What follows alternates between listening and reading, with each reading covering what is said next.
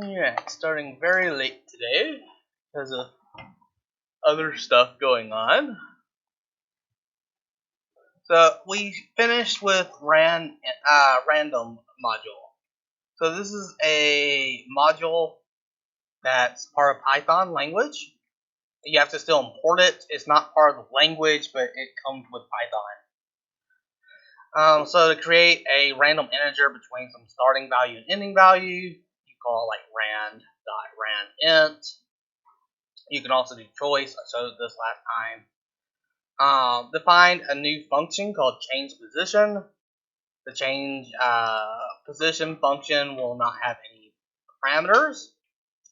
Note that even though that this doesn't have any parameters, using parameters allows procedures to be generalized, enabling the procedure to be reused with a range of input values.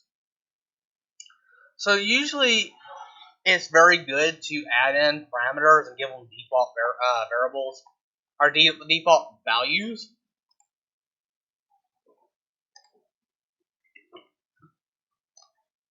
So, for example, if you have a diff, a function, and this does print 5. So this function, when called, is just going to print 5. All it does. What you want to do is maybe you want to print some other numbers. What you can do is number equal 5. And now you can call this function like this, and it'll print 5 because this is the default value. Or you can pass it in another number, maybe 2. Whenever you pass it in like this default value is ignored and 2 is passed in for number. So it's generally good practice to reuse a function in this way, giving it default values and stuff. But for this trivial case, you don't have to. It can take no parameters. In order to move your shape to a new random location, you have to first generate random numbers. We're going to assume that the default string size is 400 by 300.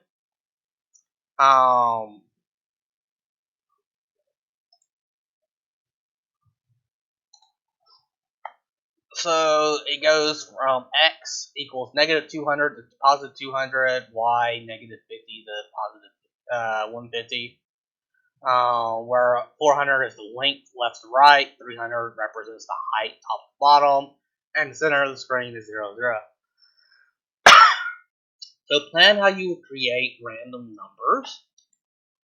It might be helpful if they actually have this as a requirement. Draw a coordinate plane with appropriate width, height, and center point.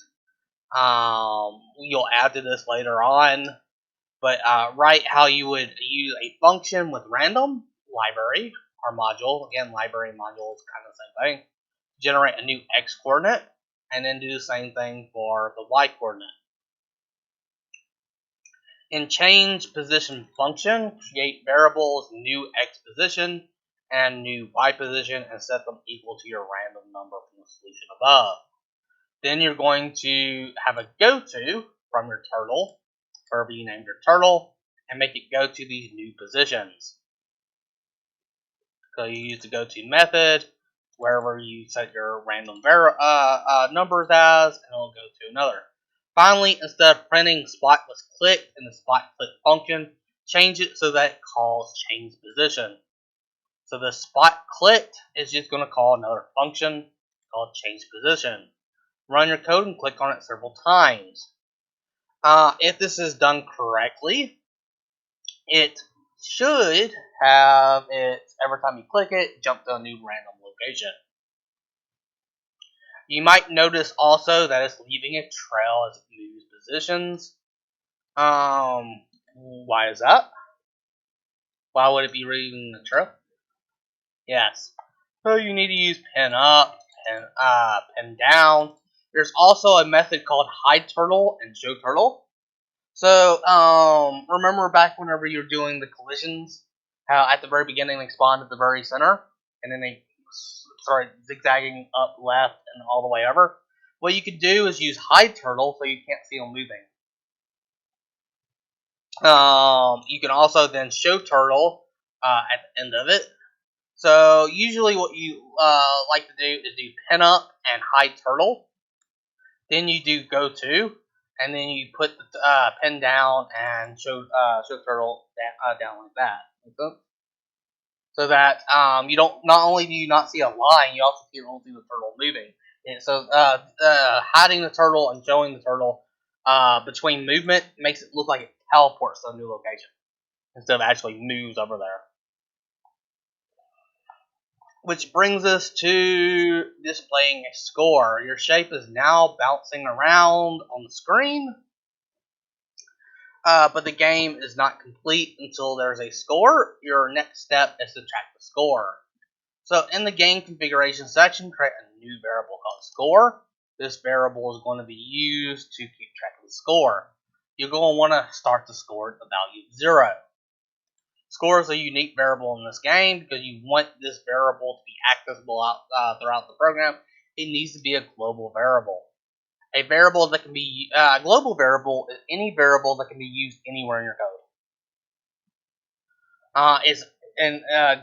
So like variables inside functions are called local variables. They can only be used in that function. So coming back over here, so global number. This is a global number. It can be used inside this function, so I can have it print global number. But if I come down here and try to print number, or try to use number outside, so if I try to print number, this number doesn't exist outside that function. So over here, you throw an error, number is undefined, because number only exists part of this function. So this would be an error. However, global number exists outside the function and is thus global. It can be used anywhere after this line, even inside a function. Global variables are accessible inside and outside of the function. Therefore, when you want a function to use global variables, you will need to define it as such within the function. Now note, in this case, let's say that I wanted to take global number and increment it by 1. This will give an error. Even though global number can be read anywhere in the program, is global, it can't be written to. It can't be updated. In order to make function see this number as a true global, you have to tell this function by using the keyword global.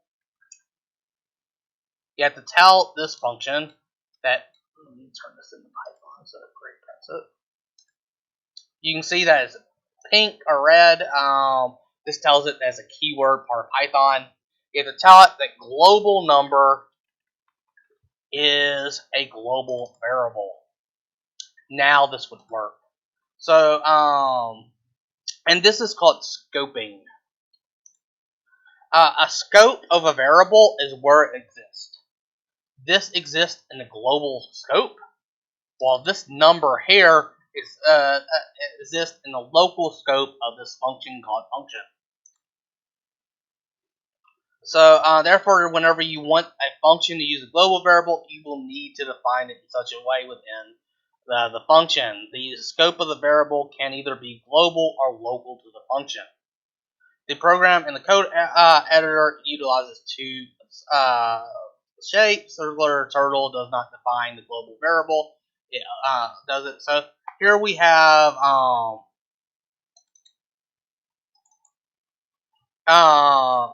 two different functions: update score for spot, and it says will not. So it attempts to update the score for spot, but will not work because this function does not have access to score that was created above it. So this score variable right here is a global variable. However, this function doesn't really know it's global yet. I can use and print out score fine, but technically if I want to update it, I need to prefix it with the word global. So any global variable that you want to update and use, you need to tell the function that that variable is global by using this keyword global. Other languages don't require this. This is kind of unique to Python.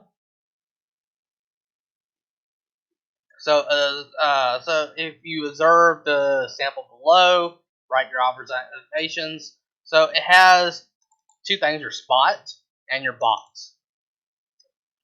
And so if I click on the spot, again, the spot on click update score for spot. So if I click on the spot,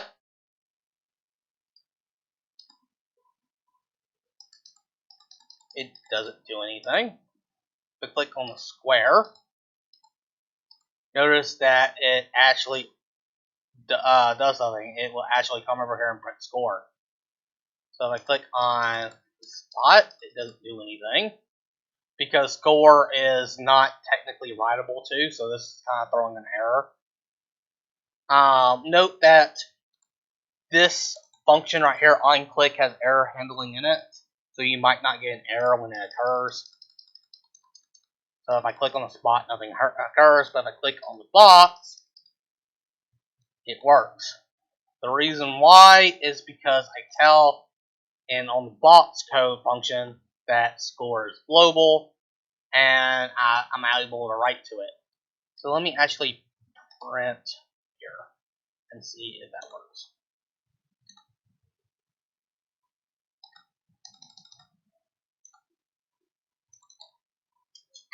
Print hello. Okay. I misspelled hello. So notice that it prints hello just fine. And let me come over here. Before using score, and then after using score. So when I click on this, it gets to before using score and prints it. But there's an error that occurs here, and it never makes it here. Yes, because score is not a global variable, I can't write to it. I can't use it actually inside the function. Earlier I said you could. Let me backtrack. You can't. You have to tell it as global first. So any global variable, you have to tell the function is global. Let's just do that. Any variable that is used outside of a function, any variable that exists outside of a function, you have to tell the function is global. Which means you're going to have a lot of global variables.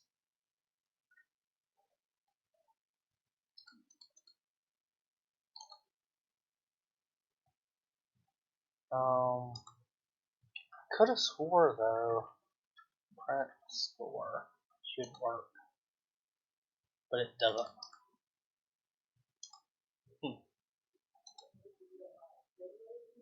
Yeah, well, score is fine as global 0. I thought this was allowed in Python, but I guess not. So I guess anytime you use a global variable, you're going to have to say it's global. I want to say that maybe this doesn't work because I'm passing it on click, and on click doesn't work because it's another file. This is where you just test, see if it works and not. So in game function section, your code, create new function, update score, has no parameters. Add a new few lines to update score so that includes a global score, increments the score by 1, and print the score. So if your spot click function, add a line of code to call update score.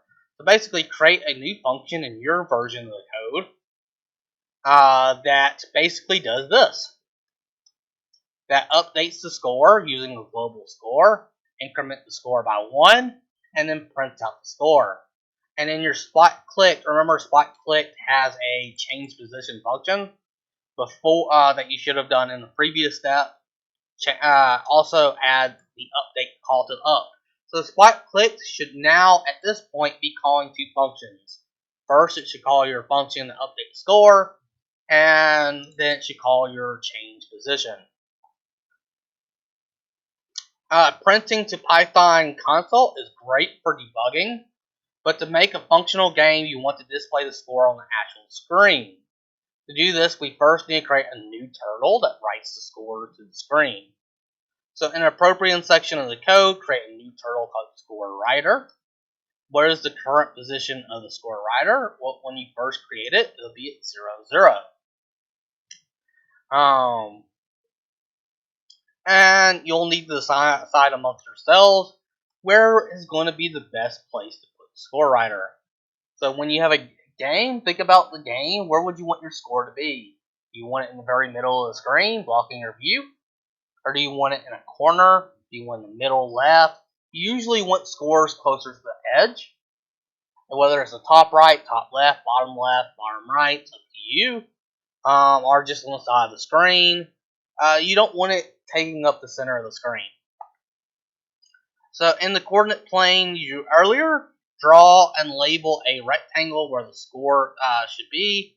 Document the center point of the rectangle. Draw another rectangle where you think the countdown timer should be displayed. So we're also going to have a countdown timer too, because basically the purpose of this whole game is you're going to, I think it's going to be 30 seconds, I haven't looked ahead. In 30 seconds, see how many dots you can click. That's basically the purpose of this game. Very simple, very short. And after, so you're going to be given like 30 seconds. After 30 seconds, the timer's up, and it's no longer going to be generating new circles or shapes to click on. Draw another rectangle. So in your drawing, draw where you want a timer, or you want the score keep at. Then use your go-to to move the score to the location you identified. Remember, you might want to lift score writer. You don't want to leave a trail as it goes up there. So run your code. The score writer move the way you expected. If not, make corrections as needed. Observe your change position function for hints. So as you make corrections to your code, document each change, label your attempts so you can easily reference them. Create a variable. Now we are going to create something called a tuple. If you're a remote learner, that was a key word, tuple, at one point. But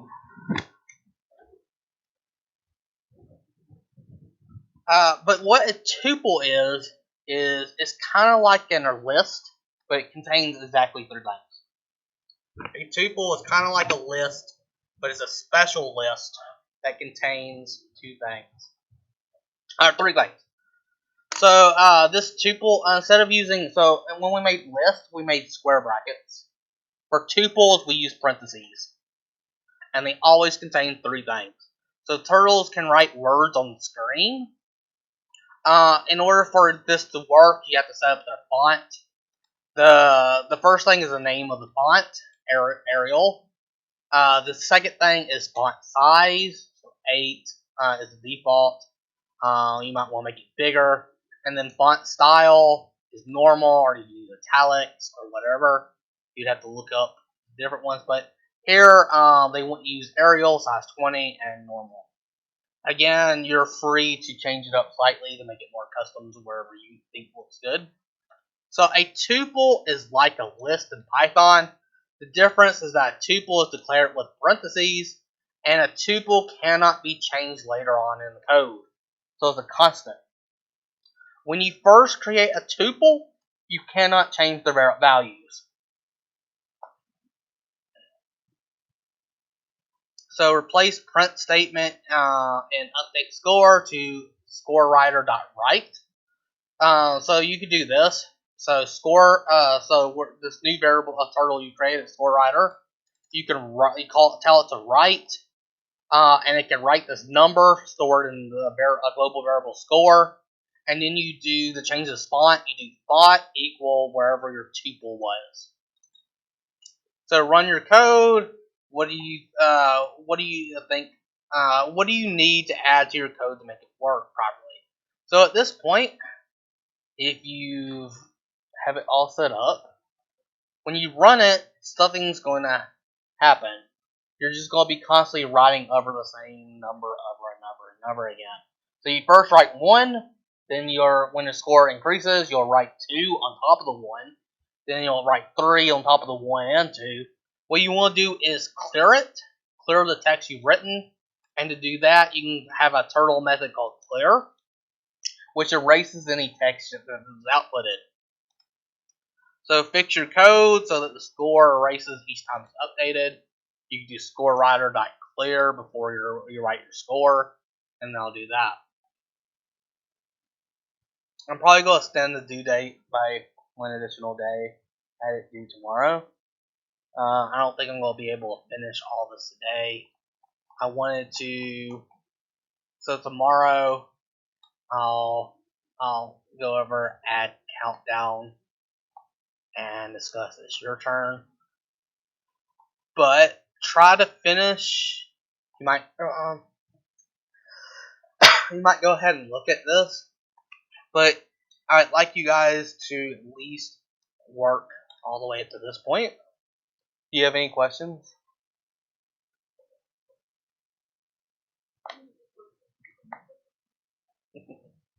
Alright, so I'll extend the due date, make it due Thursday, and I'll spend another day on this.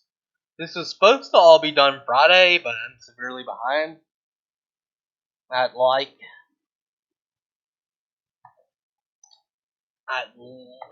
know how I'm going to make up the time. Luckily, I gave a whole extra week. So I have a week, 5 days. I have 5 days. So the fact that we're 2 or 3 days should be fine as long as I don't fall behind on anything else.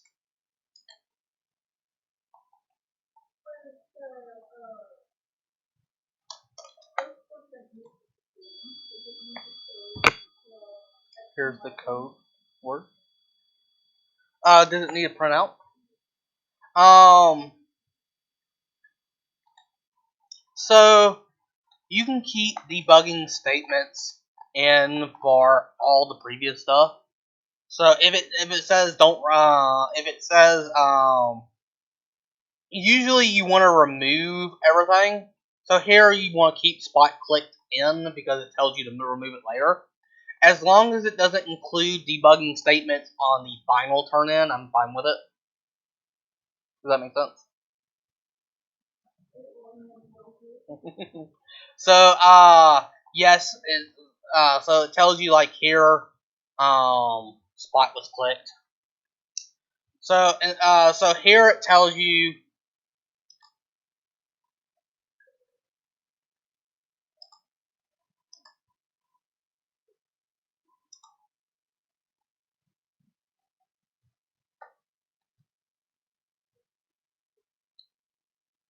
Here it tells you somewhere here. It tells you have it print out spot was clicked, and then down here it tells you instead of printing spot was clicked, change it to call change position.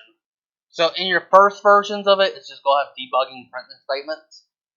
And then you eventually replace these debugging printing statements with actual code.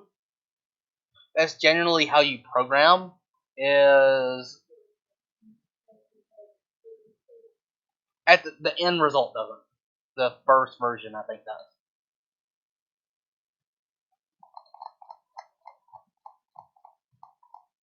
I should have added a scratch code to y'all's submission.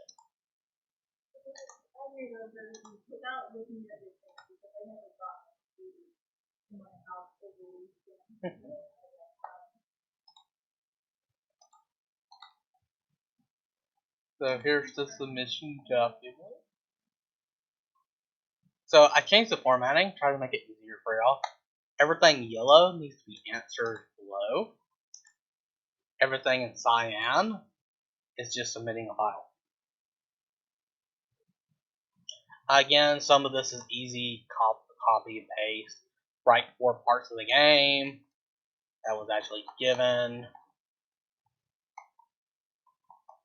What are the 4 parts of the game? It was after events. So identify the parts of the game. At least 4 parts. Pair of the parts. You can reword the wording to make it sense. Add your opinion on how simple message and translate message can be used. Draw a picture. Write the code, a line of code used to create a number for the x coordinate. And then comment once you've run that portion why it's leaving a trail behind and how you fix it. So we're gonna have a version 0 that's just from Click a Turtle. We're gonna have a version 1 that goes up to Move a Turtle, display a score. Go have another version for it. And then add a countdown to go have another version for it. And then finally on It's Your Turn, implement all customization, which I'll go into later. And then the conclusion is the code.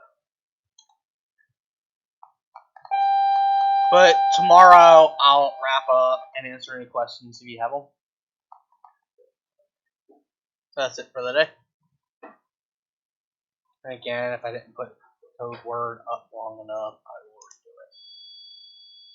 That was a code word.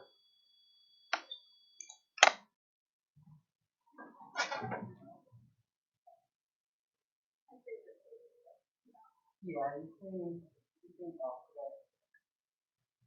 You can super high too. I'm But it's a public embarrassment to the traffic.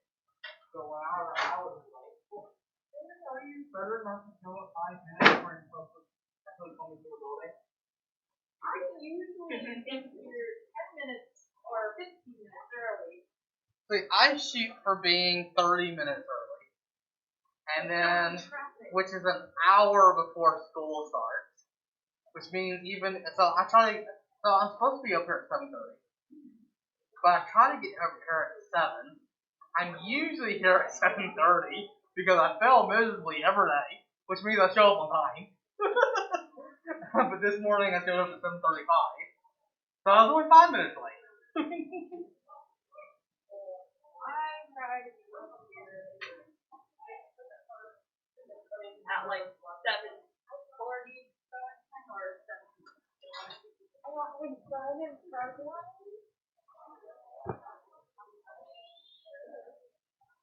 We're having loads of fun, but we can't tell you about it.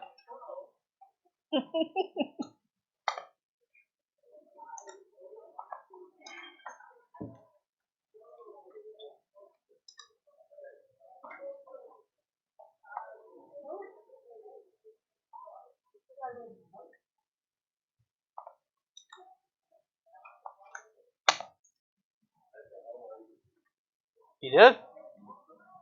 By the way, you technically made a B because you turned in 2 homework. Turned in 1 homework was a 0.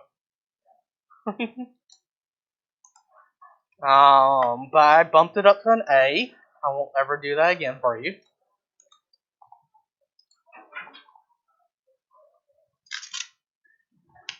You seem to have eventually gotten the concept of doing it anyway. That was nice this go around. I'm never nice.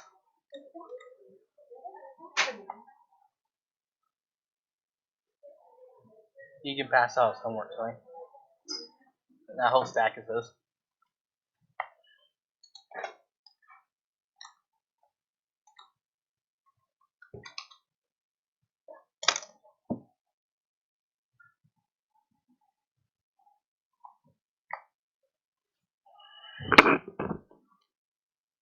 Was it easy?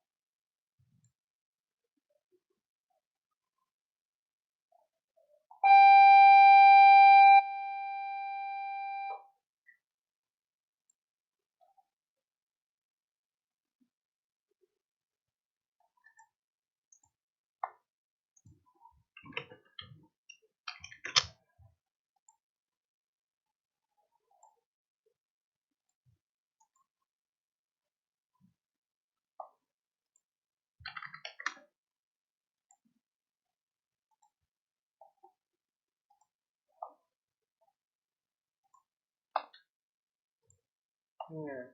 Physics. What are we doing today?